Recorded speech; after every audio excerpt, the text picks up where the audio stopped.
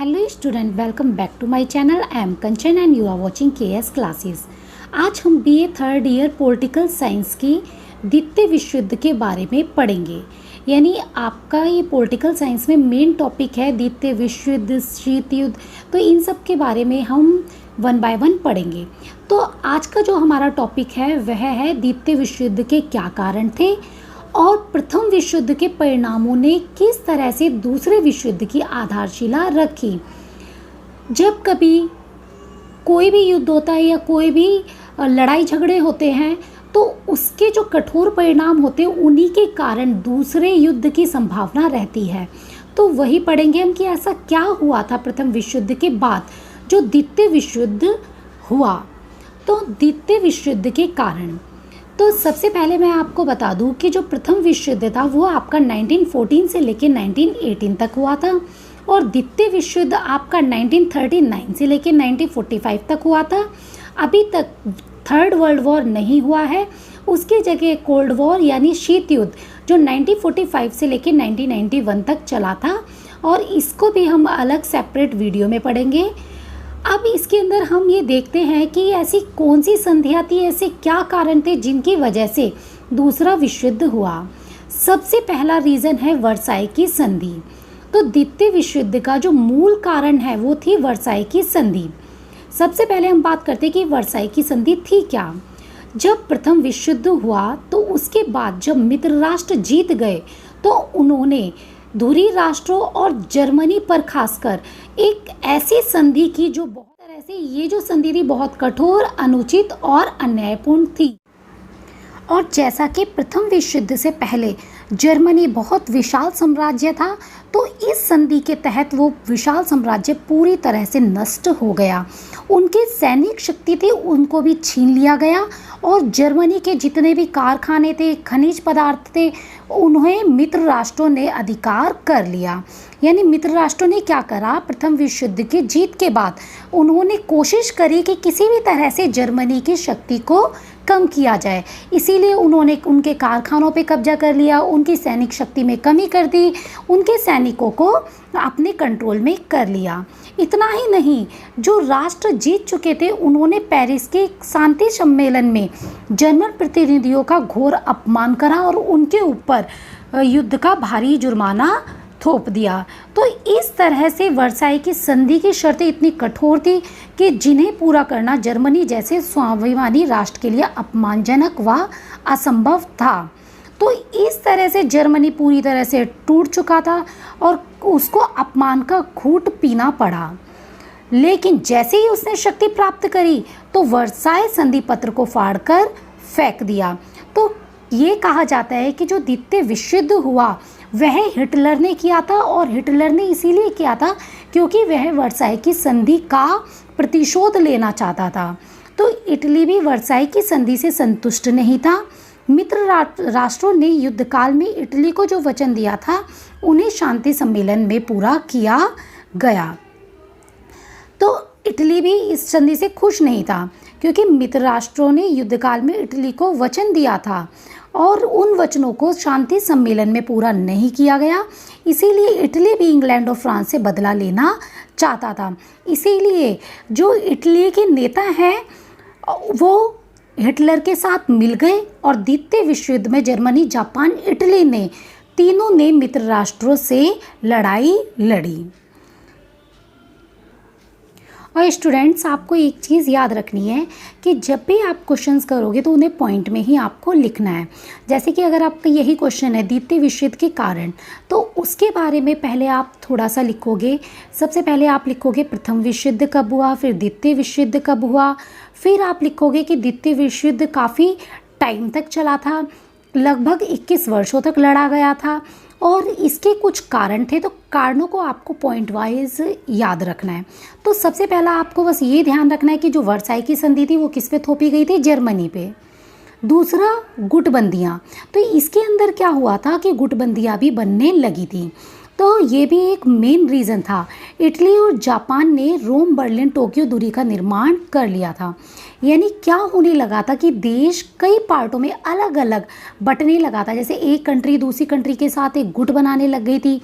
इसी तरह से बहुत सारी कंट्रियां आपस में मिलकर अपने अपने गुट बनाने लगी थी। तो फ्रांस ने रोमानिया, यूगोस्लाविया, चेकोस्लाविया से गुटबंदी कर ली और इसी तरह से इंग्लैंड भी गुटबंदी में शामिल हो गया। तो सबसे पहले इटली और जापान ने कर ली, दूसरी तरफ आपके फ्रांस, पोलैंड, रोमानिया, यूगोस्लाविया ने गुटबंदी कर ली।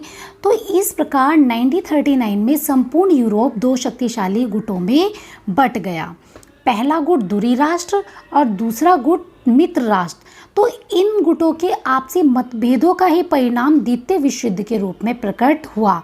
आप सभी देख सकते हो, अगर हमारा देश दो गुटों में विभाजित ना हुआ होता तो शायद हो सकता है कि जापान के ऊपर जो बम गिरे गए उनसे बचा जा सकता था। फिर तीसरा पॉइंट है, दो विचारधाराओं का संघर्ष होने लगा। तो फ्रांस की राज्य क्रांति, आपको जैसा कि पता है कि फ्रांस में क्रांति हुई थी 1789 में, जिसमें स्वतंत्रता, समानता और भ्रातृत्व की भावना ने एक नई विचारधारा यूरोप में प्रसारित की कि सभी व्यक्ति जो भी देश में रहते हैं सभी स्वतंत्र हैं, उन्हें अपने निर्णय लेने की स्वतंत्रता है, कहीं भी जाने की स्वतंत्रता है। इसी तरह से सारे लोग समान हैं, कोई भी किसी पर किसी प्रकार का भेदभाव नहीं कर सकता और सभी भाईचारे की भावना से रहेंगे। तो यूरोप के काफ़ी कंट्रीज थी जो इस विचारधारा को एडॉप्ट करने लगी। तो 20वीं शताब्दी में सर्वाधिकारवादी नाम की एक दूसरी विचारधारा आई, इसके अपोजिशन में है ये सर्वाधिकारी भावना। जो सर्वाधिकारवादी एक जो विचारधारा है, ये ऐसी विचारधारा होती है जिसके अंदर अपने आप को सबसे शक्तिशाली करना होता है। तो इन दोनों विचारधाराओं में तो संघर्ष होना ही था। एक तरफ था स्वतंत्रता समानता के नारे लग रहे थे, दूसरी तरफ से सर्वाधिकारवादी के नारे लग रहे थे। तो इन दोनों विचारधाराओं में आपसी मतभेद होने लगे। तो प्रथम विश्व युद्ध के दौरान साम्यवादियों ने खूनी क्रांति करके रूस की सत्ता पर अपना अधिकार कर लिया। इटली में मुसोलिनी ने, जर्मनी ने हिटलर ने। तो इस तरह से तानाशाही स्थापित होने लगी। तो इन्हीं तानाशाहियों को जो इटली में और जर्मनी में हो रहा था उसी को सर्वाधिकारवादी कहा जाता है। तो इन्हीं का अनुकरण करके स्पेन, ऑस्ट्रिया, टर्की भी तानाशाही के शिकार हो गए। तो कहीं ना कहीं जो देशों के बीच में अलग अलग विचारधाराओं का प्रसार हुआ, हर कोई अपनी विचारधारा को ज़्यादा महत्व देता था, तो इसके कारण भी मनमुटाव होने लगे। 3 पॉइंट हो गए आपके, एक तो वर्साई की संधि, गुटबंदियाँ और दो विचारधाराओं का संघर्ष। अब हम 4th पॉइंट की तरफ देखते हैं। 4th पॉइंट है हमारा साम्राज्यवादी दृष्टिकोण। तो प्रथम विश्व युद्ध के विनाशकारी परिणामों को देखते हुए यूरोपीय देशों की साम्राज्यवादी शुदा शांत नहीं हुई। यानी उन्होंने प्रथम विश्व युद्ध का तो देख ही लिया था कि क्या क्या चीज़ हुई है, लेकिन फिर भी यूरोपीय देश नहीं माने। मित्र राष्ट्रों ने जर्मनी के साम्राज्य को हड़पने में कोई हिचकिचाहट नहीं दिखाई। तो इसी तरह से इंग्लैंड, फ्रांस ये भी अपने साम्राज्य को बढ़ाना चाहते थे और इटली भी इसी कोशिश में था कि किसी भी तरह से अपना साम्राज्य का विस्तार किया जाए। मुसोलिनी ने अबिसिनिया पर अधिकार कर लिया। इसी तरह से जापान चीन में अपने प्रभाव को बढ़ाने लगा। तो कहीं ना कहीं ये जो साम्राज्यवादी नीतियां हैं तो ये यूरोप में आतंक फैलाने लगी और इसका इफेक्ट हमें द्वितीय विश्व युद्ध के रूप में देखना पड़ा। अब बात करते हैं हम नाजी दल के उत्थान की। तो जर्मनी के सम्राट जो कैसर विलियम द्वितीय हैं, जर्मनी में बीमार गणतंत्र की स्थापना हो गई। यहाँ पर क्या हुआ, जैसे ही सम्राट कैसर विलियम आए तो अब क्या हुआ, जो गणतंत्र था वो नाम मात्र का रह गया। तो उस गणतंत्र सरकार ने जर्मन जनता की भावनाओं को संतुष्ट नहीं किया। बेकारी, महंगाई, भुखमरी ये सारी चीज़ें बढ़ने लगी। इससे जो जर्मनी की दशा थी वो और ज़्यादा खराब हो गई। अब उन्हें क्या करना था, क्षतिपूर्ति की रकम भी चुकानी थी। मतलब जो वर्साई की संधि की गई थी उसके अंतर्गत जो जर्मनी है उसे मित्र राष्ट्रों को हर हफ्ते या हर महीने क्षतिपूर्ति करनी थी। अब वो उस रकम को भी नहीं दे सकते थे। तो इन्हीं परिस्थितियों में हिटलर ने नाजी दल की स्थापना की। हिटलर जब अपना भाषण देता था तो उसका भाषण इतना प्रभावशाली होता था कि जनता मुग्ध हो जाती थी और जो नए नए नौजवान हैं वो उनके नाजी दल में भर्ती होने लग गए थे। तो हिटलर की स्पीच इतनी ज़्यादा अच्छी थी कि लोग उससे खुश हुए बिना नहीं रह सकते थे। तो हिटलर की अध्यक्षता में नाजी दल शीघ्र जर्मनी का एक शक्तिशाली दल बन गया और 1933 में हिटलर जर्मनी का चांसलर बन गया और हिटलर ने अपना एकाधिकार स्थापित कर लिया और वर्साई संधि की धाराओं का उल्लंघन करना शुरू कर दिया, क्योंकि वह तो वर्साई की संधि को मानता ही नहीं था, क्योंकि उसे या पूरी जर्मनी को हम कह सकते हैं, उन्हें लगता था कि वर्साई की संधि जो की गई है वो बहुत ही अपमानजनक है। तो इसीलिए जनता ने भी शायद उसका सपोर्ट किया।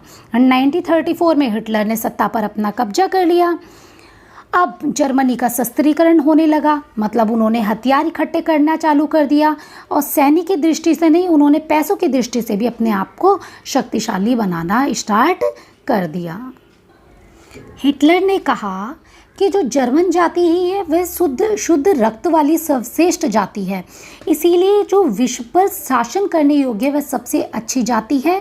तो हिटलर ने इस तरह से जातीयता की उग्र भावना का संचार किया और ये भयानक सिद्ध हुई और बाद में द्वितीय विश्व युद्ध के लिए उत्तरदायी बन गई। अधिनायकवाद का विकास। अब यहाँ पर क्या हुआ, प्रथम विश्व युद्ध के बाद यूरोप में अधिनायकवाद का विकास हुआ। यूरोपीय देशों में एक नेता द्वारा प्रशासन चलाने की प्रथा को मान्यता दी जाने लगी। जैसा कि आपको पता ही है कि सोवियत संघ में लेनिन के नेतृत्व में साम्यवादी तानाशाही आ गई, जो आपकी 1917 में आई थी। तो मुसोलिनी इटली का अधिनायक बन गया, तो स्पेन में जनरल फ्रांको बन गया। तो इसी तरह से अलग अलग देश में अलग अलग सरकार बनने लगी। तो इस तरह से अधिनायकवाद का विकास होने लगा और उन्होंने अपनी मनमानी करने के लिए द्वितीय विश्व युद्ध का सहारा लिया। अब आता है जो नेक्स्ट पॉइंट, तुष्टीकरण की नीति। तो इंग्लैंड ने क्या करा, उसे अपने हितों की रक्षा करनी थी, तो वह जर्मनी के साथ अच्छे संबंध रखता था, सहानुभूतिपूर्ण संबंध रखता था। उसे लगता था कि जो जर्मनी के ऊपर संधि थोपी गई है वह बहुत अत्याचारी है। तो इंग्लैंड के राजनीतिज्ञ थे जैसे चैम्बरलैन, तो इन्होंने तुष्टीकरण की नीति अपनाई। इसके अंदर क्या होता है कि किसी देश का किसी अन्य देश के अन्य छोटे देश के ऊपर आधिपत्य स्वीकार करना, वो तुष्टीकरण की नीति होती है। तो इंग्लैंड ने भी मंचूरिया पर जापान का अधिकार स्वीकार कर लिया। इसी तरह से अबिसिनिया पर मुसोलिनी का, चैम्बलर ने हिटलर के प्रति तुष्टीकरण की नीति अपनाई और इसके जरिए ऑस्ट्रिया, चेकोस्लोवाकिया, तो इन सब पर उन्होंने अधिकार कर लिया। तो यही तुष्टीकरण की नीति थी, इसने भी द्वितीय विश्व युद्ध के बीज डाले। अब आता है आपका सोवियत नाजी अनाक्रमण समझौता। तो इसके अंदर क्या था कि इंग्लैंड और फ्रांस रूस के साम्यवाद से भय खाते थे और जर्मनी भी रूस का शत्रु था। लेकिन जब रूस ने देखा कि वो चारों तरफ से पश्चिमी शक्तियों से घिर चुका है, तो रूस ने जर्मनी के साथ मैत्री की इच्छा रखी। हिटलर भी चाहता था कि किसी भी तरह से वो रूस के साथ समझौता कर ले। तो 23 अगस्त 1939 को दोनों देशों ने एक समझौता किया। इस समझौते के अनुसार जर्मनी ने अपनी पूर्वी सीमा सुरक्षित कर ली और पोलैंड पर आक्रमण कर दिया। तो इसने भी बीज डाले। बाद में यही सोवियत संघ और जर्मनी एक दूसरे के अपोजिट दिखाई दिए द्वितीय विश्व युद्ध के दौरान। राष्ट्रसंघ की दुर्बलता। अब आपको पता होगा कि जो संयुक्त राष्ट्र संघ है उसका पहले नाम था लीग ऑफ नेशंस। तो लीग ऑफ नेशंस उसका नाम था और उसका उद्देश्य ही इसलिए हुआ था कि जो प्रथम विश्व युद्ध हुआ है उसे रोकना, मतलब वह तो हो चुका लेकिन अब आगे अन्य युद्धों को ना होने देना। लेकिन संयुक्त राष्ट्र संघ था वो बहुत दुर्बल था, जिस वजह से इसकी स्थापना की गई थी शांति की स्थापना के लिए, तो वह ऐसा नहीं कर सका। और राष्ट्रसंघ की दुर्बलता का प्रमुख कारण था कि अमेरिका इससे दूर रहता था। जापान ने मंचूरिया पे आक्रमण करा, इटली द्वारा एबिसिनिया पर आक्रमण हुआ। तो इस तरह से अलग अलग देशों ने एक दूसरे पे अधिकार आक्रमण करे और जिसके अंदर संयुक्त राष्ट्र संघ यानी जो पहले लीग ऑफ नेशंस के नाम से जाना जाता था उसने कुछ भी नहीं किया, तो वह बेकार साबित हुआ। तभी तो वह खत्म होकर और उसके उत्तराधिकार के तौर पर संयुक्त राष्ट्र की स्थापना की गई थी 24 अक्टूबर 1945 को। अब आते हैं निशस्त्रीकरण की विफलता। मित्र राष्ट्रों ने क्या करा था कि वर्साई की संधि लगाई थी। उसका मेन मोटिव यही था कि किसी भी तरह से जर्मनी को हथियार ना उसके पास रहने देना, उसके हथियारों में कटौती करना, उसके जंगी जहाज, गोला बारूद सब कुछ उन्होंने छीन लिया था, सब पे उन्होंने अधिकार कर लिया था। तो मित्र राष्ट्र थे वो निशस्त्रीकरण को टालते रहे। फ्रांस जर्मनी के भय से अपने शत्रुओं में कमी नहीं करना चाहता था, तो इंग्लैंड भी अपनी नौशक्ति को कम नहीं करना चाहता था। तो इसी तरह से सभी देश अपनी शक्ति को बनाए रखने लगे और 1934 में हिटलर ने भी जर्मनी का शस्त्रीकरण करना शुरू कर दिया। उसने देखा कि यूरोपियन कंट्रीज़ हैं वो तो अपने पास हथियार रखे हुए हैं, तो मुझे भी हथियार रखने चाहिए। तो इसी वजह से, इन होड़ों की वजह से सबने ज़्यादा से ज़्यादा हथियार अपने पास अर्जित करे और उनका प्रयोग द्वितीय विश्व युद्ध के दौरान किया। अब आता है हमारा 12 पॉइंट, युद्ध का तत्कालीन कारण, पोलैंड पर आक्रमण। तो इसके अंदर क्या हुआ था, ये सारी चीज़ें तो चली रही थी, साथ में क्या हुआ था, जर्मनी अपनी सैनिक शक्ति को अर्जित करने में लगा हुआ था। तो उसके पास पूरी तरह से सैनिक शक्तियाँ आ चुकी थी, मनोवैज्ञानिक, कूटनीतिक सब कुछ उसके युद्ध के अनुकूल थी। तो उसको लगने लगा कि अब मैं किसी भी देश पे आसानी से आक्रमण कर सकता हूँ। तो हिटलर ने पोलैंड से डेंजिंग बंदरगाह तक जाने के लिए एक पोलिश गलियारे की मांग की और पोलिश सरकार ने अभी तक आंसर ही नहीं दिया था। तो उसने क्या करा, जर्मन सेनाओं को पोलैंड पर आक्रमण करने का आदेश दे दिया। अब पोलैंड की रक्षा के लिए इंग्लैंड, फ्रांस ये देश भी आए, तो इन्होंने जर्मनी के विरुद्ध युद्ध की घोषणा कर दी। तो तभी से दूसरा विश्व युद्ध चालू हो गया और जो 1945 तक चलता रहा और आखिर में अंत हुआ जापान के 2 शहरों हिरोशिमा और नागासाकी पर अमेरिका ने अपने बम, परमाणु बम लिटिल बॉय और फैट मैन को गिरा दिया, जिससे वहाँ विध्वंस हुआ। आज तक वहाँ की जनता अपंग पैदा होती है, जनरली कोई, ये नहीं कि सभी। अभी भी वहाँ कुछ ना कुछ साइड इफ़ेक्ट देखने के लिए आपको मिल जाएंगे, लेकिन फिर भी इस हिसाब से वहाँ पर इतना कुछ हुआ। उसके बाद भी जापान ने बहुत अच्छे तरीके से अपना डेवलपमेंट किया और आप देख ही सकते हो। फिर आता है आपका एक पॉइंट, युद्ध की अनिवार्यता। द्वितीय विश्व युद्ध के लिए यूरोप की कोई अकेली शक्ति उत्तरदायी नहीं थी। हिटलर तो युद्ध का देवता था, लेकिन कहीं ना कहीं और भी जो नेता थे, चाहे वो आपके इंग्लैंड के हों या आपके मुसोलिनी हो, तो ये कहीं ना कहीं ये भी इसके जिम्मेदार हैं। तो यहाँ पर्याप्त होगा कि वर्साई संधि अगर शायद ना की जाती, इतनी उसकी शर्तें कठोर ना होती, अपमानजनक ना होती, तो विश्व युद्ध टाला जा सकता था।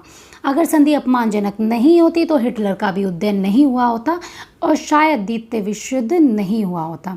बट ये तो एक पॉसिबिलिटी है कि ऐसा होता, तो ऐसा नहीं होता। इसके बाद भी तो हमें शीत युद्ध देखने के लिए मिला। द्वितीय विश्व युद्ध के बाद भी 1945 से लेकर 1991 तक अमेरिका और सोवियत संघ के बीच में हमें शीत युद्ध देखने के लिए मिला। वो तो शायद उनके पास ज़्यादा अमाउंट में परमाणु हथियार थे, न्यूक्लियर्स वेपन थे, इसकी वजह से युद्ध को टाला जा सका, क्योंकि उन्हें पता था कि अगर कोई भी देश किसी पे आक्रमण करता है तो उसे हानि उठानी पड़ेगी। तो ये थे आपके द्वितीय विश्व युद्ध के कारण। अब द्वितीय विश्व युद्ध के परिणाम का हम नेक्स्ट वीडियो में पढ़ेंगे, क्योंकि ये वीडियो लेंथी हो जाएगी। आई होप आप लोगों को ये वीडियो पसंद आई होगी, और अगर अभी तक किसी ने सब्सक्राइब नहीं किया तो आप चैनल को सब्सक्राइब कर लीजिए। Like, share and subscribe. Thanks for watching KS classes.